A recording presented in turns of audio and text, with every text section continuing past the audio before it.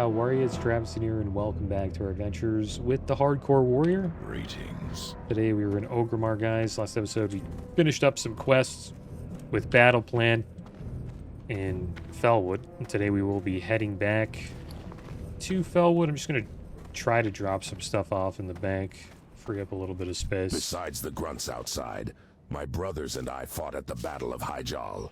Like Any who seek to steal from the bank must face us first. I'll take that. Doing all right on bag space. Got a decent amount left. We need to collect quite a bit of mithril to level up our engineering.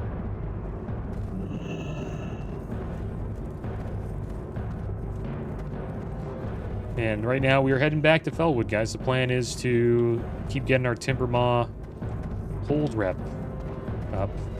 You haven't lived until you look down on the world from the back of a wind Should we go? I guess Splinter Tree. A little faster.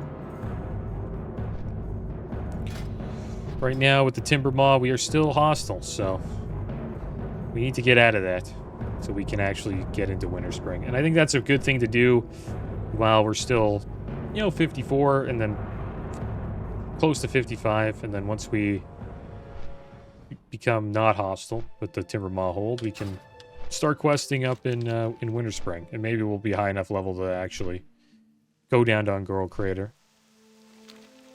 I know we could go there now, but it is a little risky. This shaman named Travie Wolf, when I logged in, he died. Sort of a reminder for me, I guess, not to go to Ungoro. He died to an Ungoro Thunderer, which is a big gorilla. Guess he was in the cave and he died.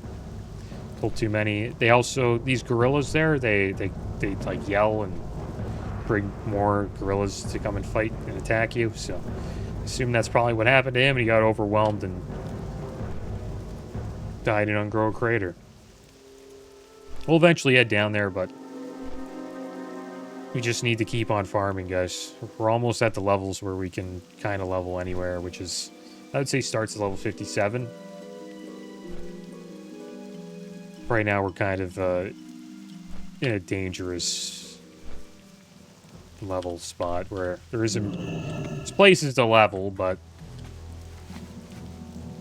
there isn't like a plethora of quests for us to do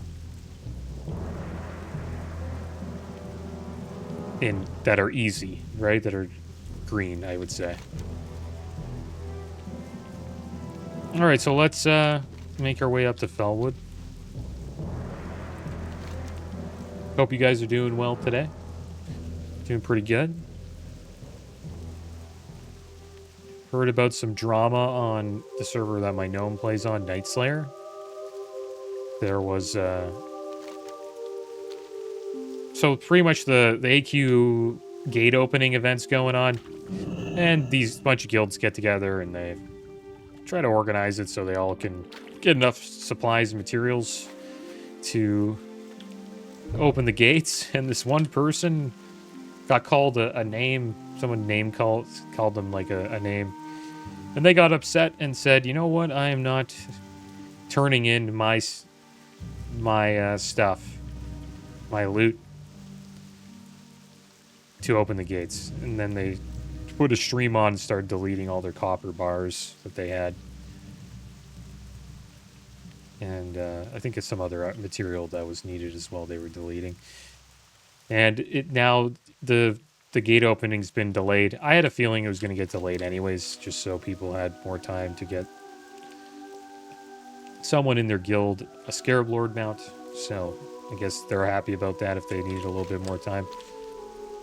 But it should be coming out. The gate should be opening either the release of this episode or a few days after. So it will come out this week. I don't think any guilds will miss a lockout of AQ40. And that's the main thing, right? The guilds just want to make sure they can extend or delay the gates opening to the last day before reset day, so they can not miss, a little bit of loot. Warrior went down here. Ego Warrior. Ego War. Razorfen Downs. Plague Maw. Yeah. Razorfen Downs, man. Don't miss that place at all. It's probably the most toxic dungeon experience I've had on this character. Is Razorfen Downs.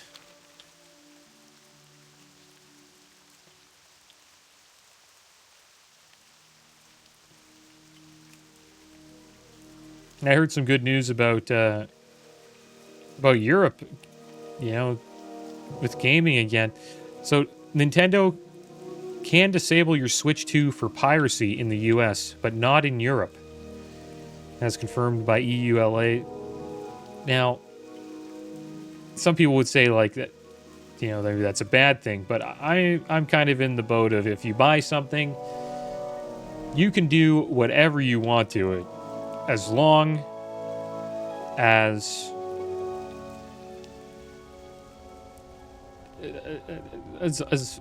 long as like if you know that if you do something to it, it breaks your warranty. So you can't expect your warranty to stay up if you start messing around with your console. But I think a company disabling something that you purchased, right, it's kind of yours now, and they can't really, I don't really think they should be able to do that. So I consider that a win for Europe, and then hopefully it makes its way over to North America, so you know people can have more freedom with their consoles.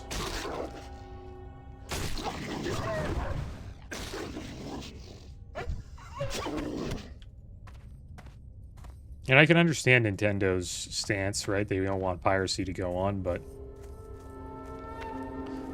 what if somebody, you know, like, say you're like you have a kid, he's a young kid, he goes to school, and this kid's like, hey, put this in your Nintendo Switch, right? And he puts it in, and then oh, your Switch is banned now. That's a bunch of bunk. They got to know that kids, you know, own these consoles. They're probably bringing them to school, and just like Game Boys back in the day, when I was a kid. A bunch of kids brought, you know, Game Boys and Pokemon to school. And we were doing, you know, piracy stuff. Like, I wouldn't say piracy stuff, but we weren't playing the game properly. So there's this, I don't know if you guys know about Missigno.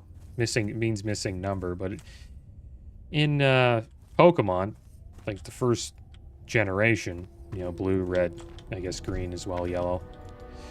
There's a way, there's like a rare candy trick, and also this trick where you can get level 255 Pokemon. So the max level Pokemon were level 100 in that game, but with this trick you could level them up to 255. And it's where the fire badge is. It's like a little island, and if you know, surf or swim up and down the island, you can find this Pokemon called Missing Number. You're not supposed to catch it because it kind of messes up your game, but there is a chance to catch a Pokemon along the shore. I would get Blastoise, and then with rare candies you could level it up to 255. I was like a little kid when I did this. I think in today's day and age that would be considered, I don't know if Nintendo could, I don't know, ban your Switch, ban your Game Boy for that, but kids do. What I'm trying to say is kids do stuff like that. And I don't think children should be affected by bans and stuff and things, you know what I mean? I think that's kind of, it's just wrong. You gotta let kids make mistakes.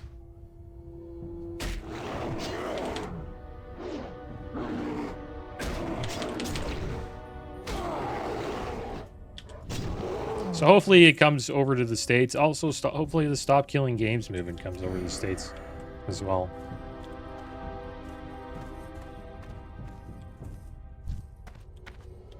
Also pro that movement as well, just because I think there should be a plan in effect for a game. If people buy it, then the studio or whoever makes it should have an end of life plan to try to keep the game alive for a year or two. And then after that, it's in the hands of the player base. But the iffy part about it, I think I've talked about it a bunch of times, is giving away the source code. Like, none of these developers want to give that away, right? So it's like a fine line that needs to be found before that goes through.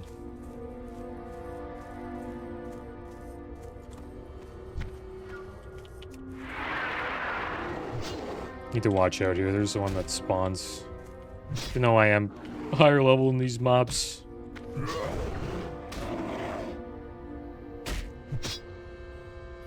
We do need to be careful.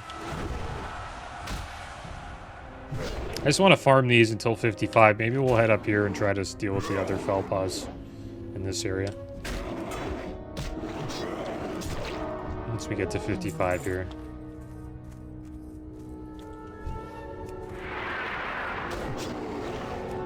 Well, it's a nice little farm. Do this. It's pretty safe as long as we don't pull a bunch. And we're also getting rep up to get into Winter Spring.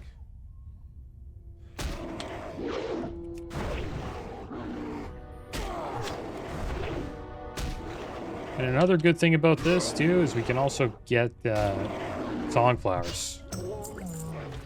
Should probably try to go and look for one of those. And that increases our damage. Well, our crit, which increases our damage by quite a bit.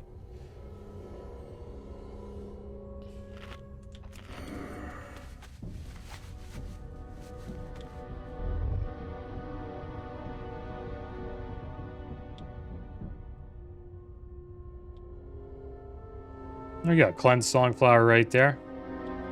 Let's pick it up. Then we'll get back to farming. And there we go. Songflower Serenade increased melee crit by 5%. 5% increased crit chance. Also increases ranged and spell crit by 5% as well.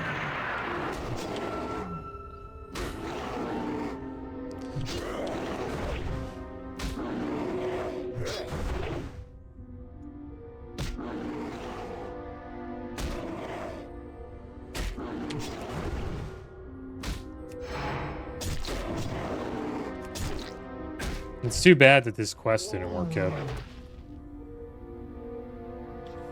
We actually have to go back in and do the escort again. Can't do that solo, though, because of the elite at the end. I don't think we'd be able to kill him by ourselves, so... Just gonna have to wait. Maybe we'll find somebody to do it with, or just delete the quest. Too bad it didn't work out for us. Maybe I had to talk to her at the end or something. Maybe battle plan. Talk to her. Probably start using up this mage weave bandages. That's what I think happened. I think battle plan talked to her right after the event, and then it just completed the quest room, and then she started running away.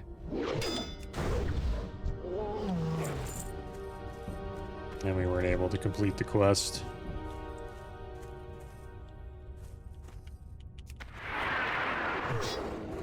And GTA 6 is supposedly not going to cost $100, but $80.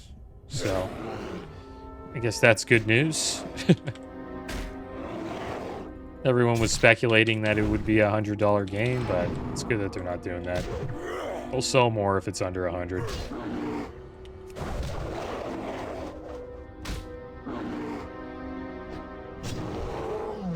And it's for the digital version. That's one thing that's crazy nowadays. Like, digital versions of games are like costing more than like in-box versions from back in the day.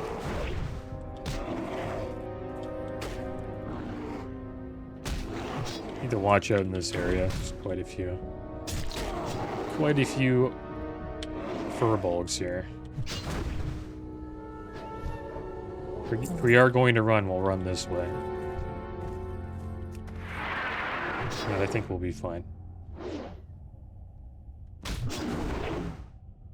Just playing it safe.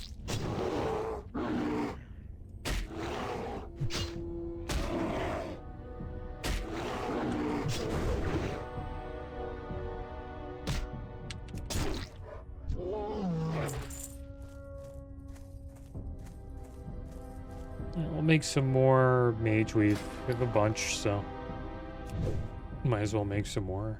Should make some more rune cloth as well. We're almost at 300 out of 300 first aid, so it'll probably be our first profession that we complete.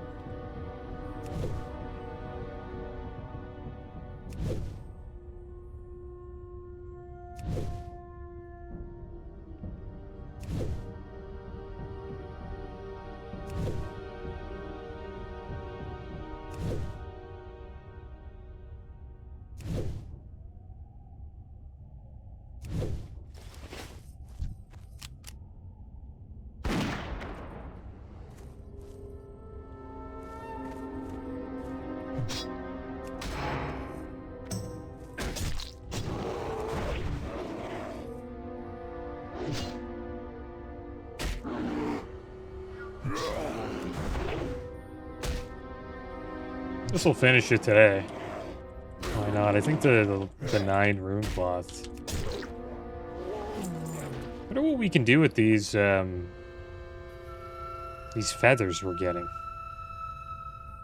These may be gathered for the Timbermoth Furbolgs to earn their trust. Who do we turn these into? Deadwood headdress feathers. Should look into that, actually. Forgot about that.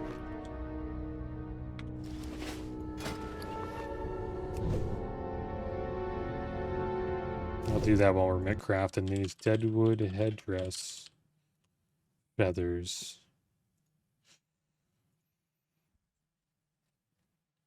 Contained, dropped by the Furbolgs. Feathers for Grazzle, feathers for Nappian. So I guess we go to Nappian and turn them in.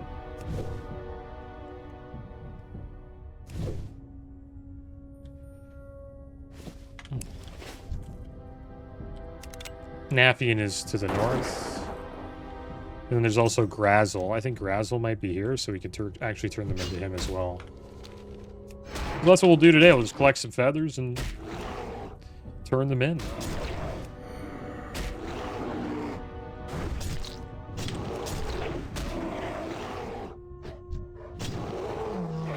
Kind of rare, though.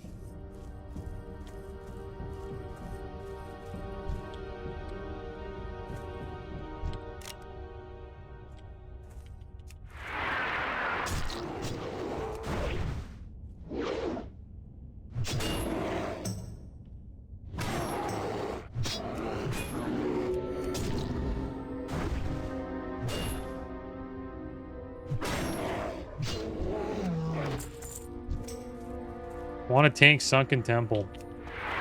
No, not really, man. Do that later. No, sorry. I don't want to say anything. Yeah, in Fellwood farming. Kind of far from Sunken Temple. But yeah, there's an issue with tanks not wanting to tank. In hardcore. And it makes sense. Like, I would be down to tank, but I just don't want to. If I already leveled a warrior to 60 hardcore, then I wouldn't care. I'd just go in and be like, yeah, whatever, let's do it. Let's risk it. But I'm not down to do that now. We've gone too far to just, you know, take a chance like that.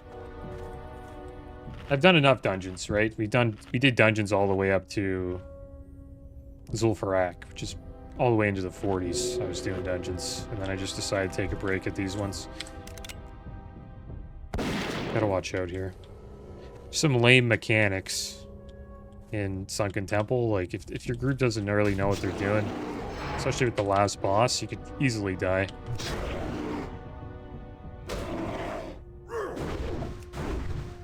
But there are some people complaining on Reddit about tanks just not queuing up. They have healers, they have DPS, but nobody wants to tank.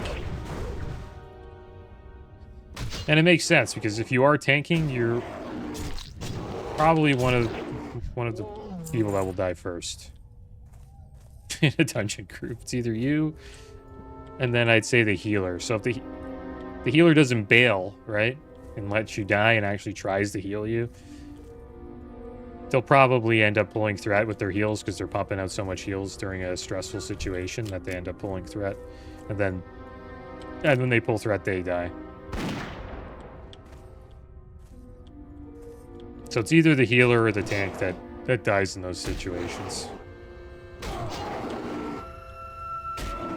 But what the healer is hoping, though, is while they're doing all this healing, the tank uses Challenging Shout, picks everything back up, or uses, you know, Target Dummy. Healer can use Target Dummy as well to get them off, buy the tank a little bit more time to regain threat. But for the most part, those are the two classes that end up dying. And if you're a hunter or a rogue, you just don't die. You just feign death or vanish. And then when everything goes away, hopefully you're in a good spot and you can just hearth out.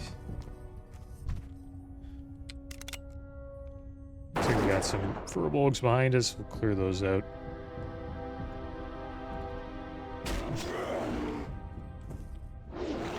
So I understand why people don't want to tank.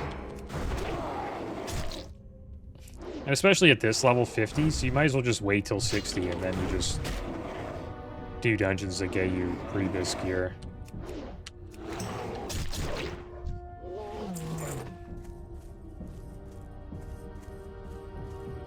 But really, the dungeon we want to be in is, we want to go farm the last boss in Maraudon, and then we want to farm Blackrock Depths.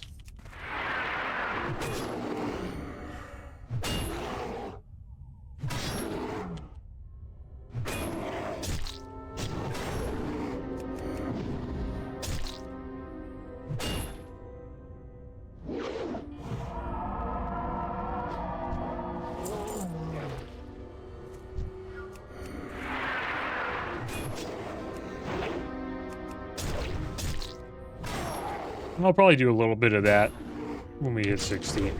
Not too sure what I'm going to do when we get this character to 60. I still want to be... I'd say the mage is my main character right now that I'm playing. But I'll probably dive back into the warrior from time to time, try to get a little bit of free-bis.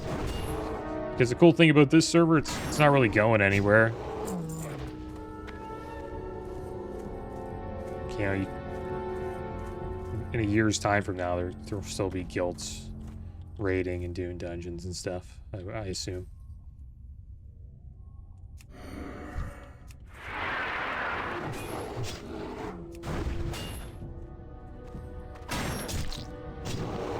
So there's really no rush to get pre-bis or anything like that, but if you ever feel like tanking or doing a dungeon on this guy at 60, we'll check it out.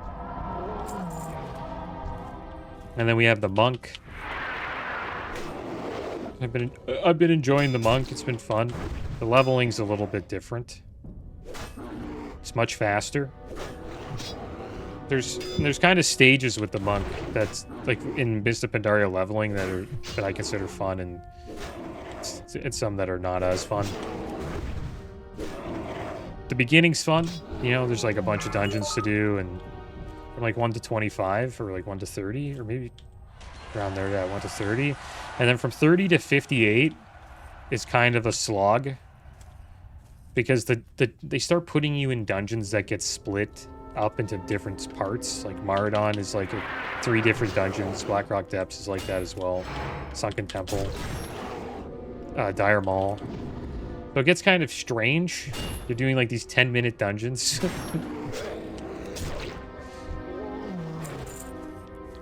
So I'm not a fan of like 30 to 58. And then once you get out to Outland, I enjoy that part, and I also enjoy Northrend. And I'll probably enjoy the Cataclysm part as well from 80 to 55.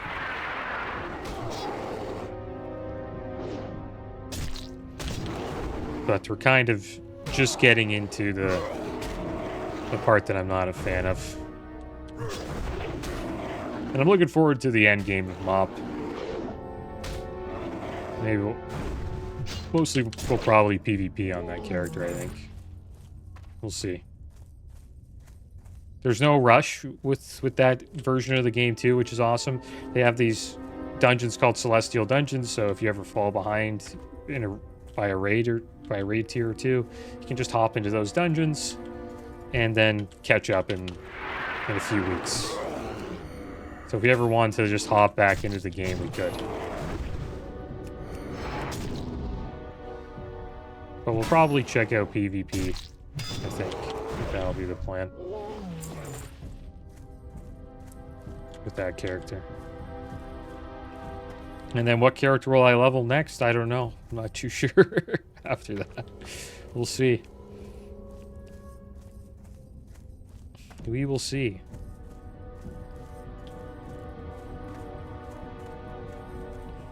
The only class I haven't leveled is a Demon Hunter, but I might as well just wait until, you know, classic Legion to do that, right? That'll probably be a good time to do that.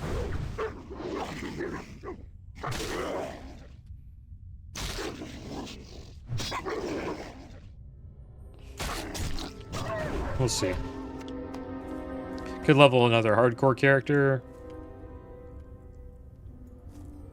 Maybe jump back into retail, see what's changed. That'd be kind of cool. I haven't played retail since it came out. I've heard it's been a pretty good expansion so far. Alright, so let's check this out here. The Deadwood Dress Feather. While you have proven yourself to me, you may need to continue your work. To work toward proving yourself to the suspicious brethren of my tribe. To that end, I may be able to continue assisting you. Some of the Deadwood Furbolgs wear a distinctive headdress that may be used as a means of proof of thinning their numbers. Bring me a feather from their headdress. Says you require. For every set of 5 you bring to me, you will earn recognition among the Timbermaw. Oh, damn it, we're missing the buffs. Wish we were an Ogremar. Well done, Travesine. I will make sure that your deeds are known amongst my kind. Remember to bring any of the feathers you find to me. I will continue to accept them as long as necessary. Alright, so what did we get there? We got 550 XP, and we got 50, only 50. So you get 10 rep per feather.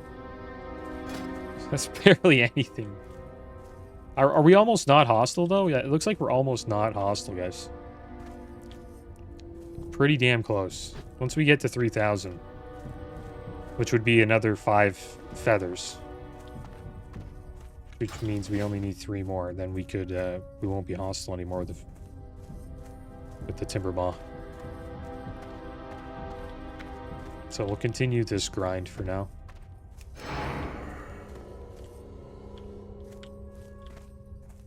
Looks like I'm not the only one here farming them.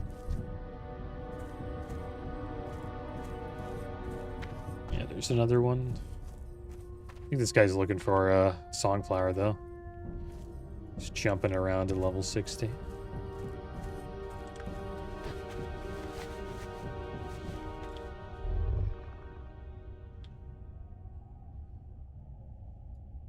But I'll probably turn this character sort of into, like, the mage. It just won't be as frequent. Because, I don't want him to die. That's why. It's kind of risky going. It's not the same, right? Like, if you're going into a dungeon in hardcore, it's kind of it's sort of a big deal. Especially, like, a dungeon like Stratholme or Blackrock Depths. Because you don't want anybody to die, not including your character. Like, somebody dies in your group, it feels terrible. A person's put in over 8 days of their life into that character. You don't want them to lose it. Damn it, that would have been rough if we pulled there. That just popped up once we pulled this guy. Maybe we'll just build our rage and try to fight both of them here.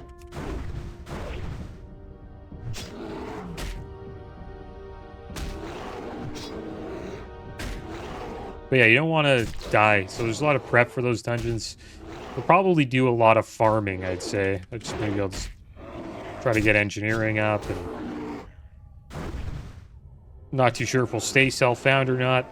We'll see if there's like an actual self-found, level 60 self-found community. If there is, then... Okay, we're probably not going to charge into that. Just think we didn't. Because it's 3 mobs there. It's not a good time. It's too bad. We could kill it, though. If we used retaliation and sweeping strikes with the rage we have, then we probably could finish them off pretty damn easily, but kind of want to save sweeping strikes just in case we get in a sticky situation.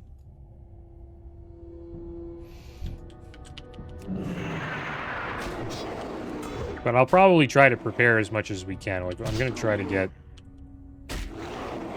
sappers and stuff like that. Advanced target dummies would probably be good to get as well.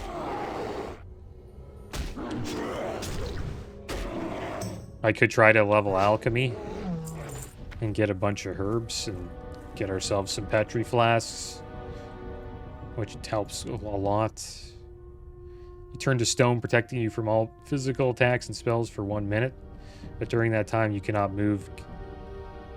attack, move, or cast spells. You can only have the effect of 1 flask at a time. So you could use this and then hearth. That's what people do. Hearthing is not considered to be a spell. So if you get in a sticky situation, you can use Petri Flask and hearth out. It's kind of like a standard thing people do at 60 to not lose their character. That OnlyFangs guild removed it because they considered it kind of like, I don't know, I guess sort of like a cheese around the hardcore mechanic, which it is, but you know, I'm not really in that guild, so it doesn't really matter, right? If I was, then I would follow the rules, but it's nice to have Petri Flask. It does help quite a bit.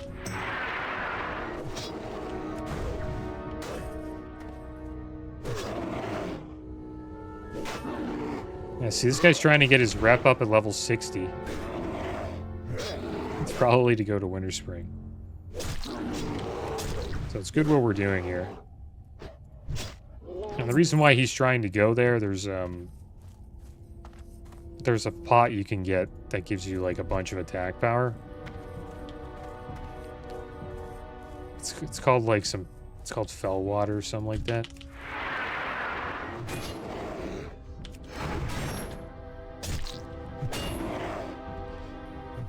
It's pretty much Fell Water. That's what it's called. There's another word for it, but it's like Winter Spring Fell Water. And it makes your character bigger. It gives you like a bunch of attack power. It's a pretty good flask to have if you're, you know, doing a dungeon or raiding.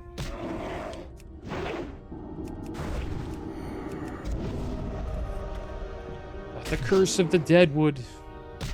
Healing effects reduced by 50%. But I think that's probably the smart thing to do if you're playing, if you get a hardcore character to 60. It's just to go out and farm and get yourself a bunch of flasks and potions and stuff like that.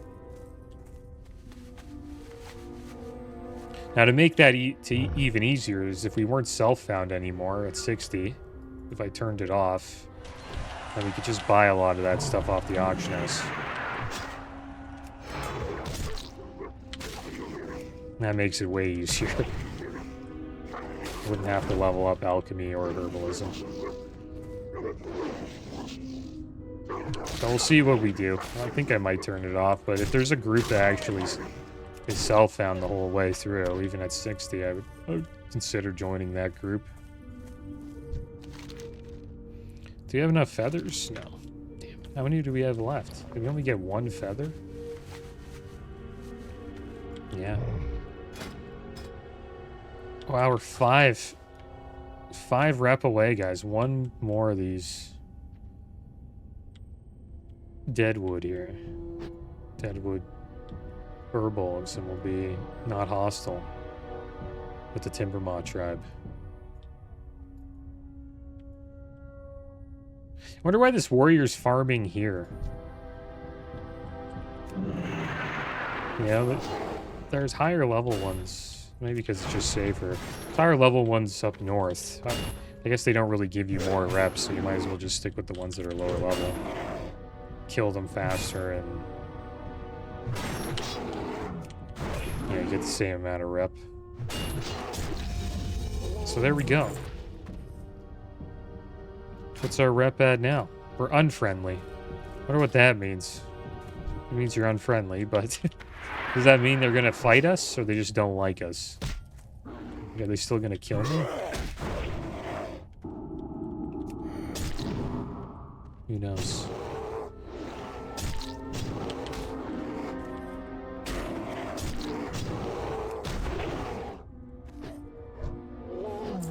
At least we're not hated anymore.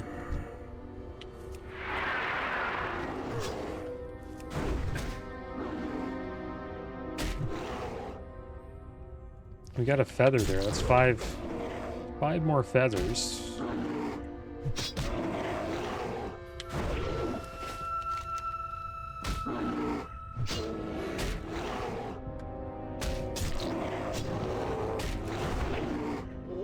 Wild Guardians. Wild Guardians is a quest out in Winter Spring. Alright, so we'll turn this feather in.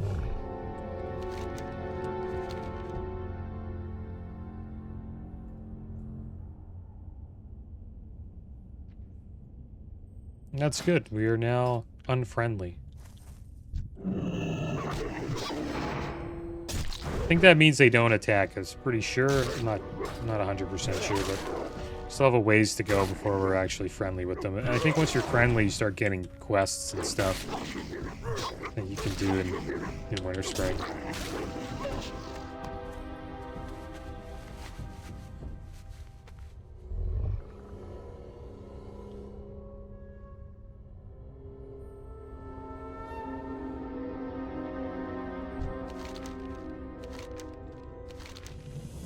There we go, another 50 rep and 550 XP. Not bad. Happy that we were able to get to unfriendly. We'll probably continue this grind, guys. Maybe we'll make our way up here once we hit 55.